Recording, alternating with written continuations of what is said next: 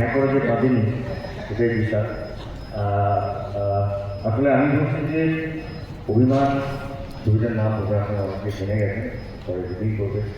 আমাদের এখানে পরিচালক আছেন, প্রযোজক, সহ অভিনেতা, অভিনেত্রী।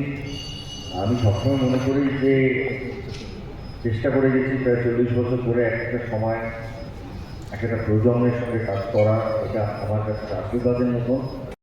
2011 সালে অটোগ্রাফ না হলে নতুন মননের বাংলা ছবি যাত্রা শুরু হতো। তার যে টর্চ জ্বালিয়েছিলেন তিনি সৃজিত মুখার্জি, তাকে আমি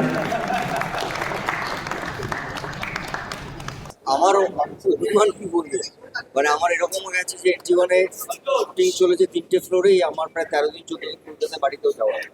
এখানে অভিমান তো হতেই পারে না, অনেক স্মৃতি আছে এটুকু ঠিকই। আজকে ভালো লাগছে যে অনেক দিন পরে, মানে সত্যি কথা বলতে গিয়ে আমি আর যিশু যখন আলোচনাও করছিলাম আমার বাড়িতে, অনেক বছর পরে এখানে বেশ কিছু মানুষ আজকে এসেছিলেন। স্টুডিওর মধ্যে একটা মহরত হচ্ছে। একটা সময় পয়লা বৈশাখে আমাদের এন্টিভার টেকনিশিয়ানস মিলে আমার তাপস আমরা দৌড়ে বেড়াতাম, এতগুলো মহরত হতো একসঙ্গে। সো মানে এই একটা ভালো লাগার জায়গা যে NT1-এ স্টুডিওর মধ্যে একটা বাংলা ছবি, যেটা সত্যি খুব ভালো। একদম না, অভিমান দেখো, আমার মনে হয় অভিমান এমন একটা সুন্দর ফিলিংস, সেটা ভীষণ কাছের মানুষের সাথেই হয়, বা কাছের কোনো যারা ভীষণ পার্সোনাল সেই জায়গা থেকে হয়। সো NT1 স্টুডিও আমাদের জীবনে এতটাই ইম্পর্টেন্ট একটা গুরুত্বপূর্ণ জায়গা মানে বিলং করে। সেখানে অভিমান, রাগ, ভালোবাসা, খুশি, সব রকমের মানে ফিলিংস, ভালোবাসা থাকে। সো অফকোর্স প্রচুর ভালো লাগার স্মৃতি, দাদা ঠিক যেরকম বললো যে প্রচুর স্মৃতি আছে, সেরকমই নানান রকম ফিলিংস এর সাথে সেই স্মৃতিগুলো আছে। অরদা এখানে বসে আছে, আমার এখনো মনে আছে যে আমি বাইরে রেজিস্টার সাইন করে দাদার ওখানে বসে থাকতাম ছবি নিয়ে। তারপরে অফকোর্স প্রচুর স্মৃতি আছে যেগুলো খুবই খুবই মধুর। ক্যারিয়ার শুরু করেছে এখানে, এবং বুম্বাদা যে আমার কথা বলছিল যে গল্পটা, সেটাও এই স্টুডিওতেই ঘটেছিল। এবং সেই স্ক্রিপ্টটা বুম্বাদার কাছে গেছিল।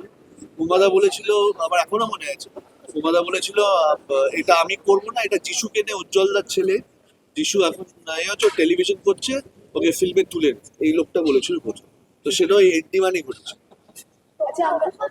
যে আমাদের সময় এসে গেছে একসাথে হওয়া, একটা প্ল্যাটফর্মে এসে পেছনে কথা না বলে সামনে কথা বলার, এবং একসাথে বসে আলোচনা করে ইন্ডাস্ট্রিকে এগিয়ে নিয়ে যাওয়ার সময় এসে গেছে বলে আমার ধারণা, এবং এটা হবেও।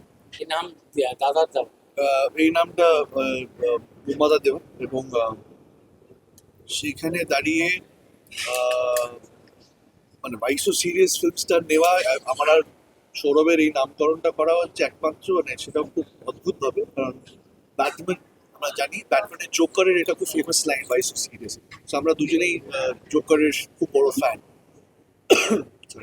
দ্যাট ওয়াজ দ্য রিজন এটার নাম দেওয়া।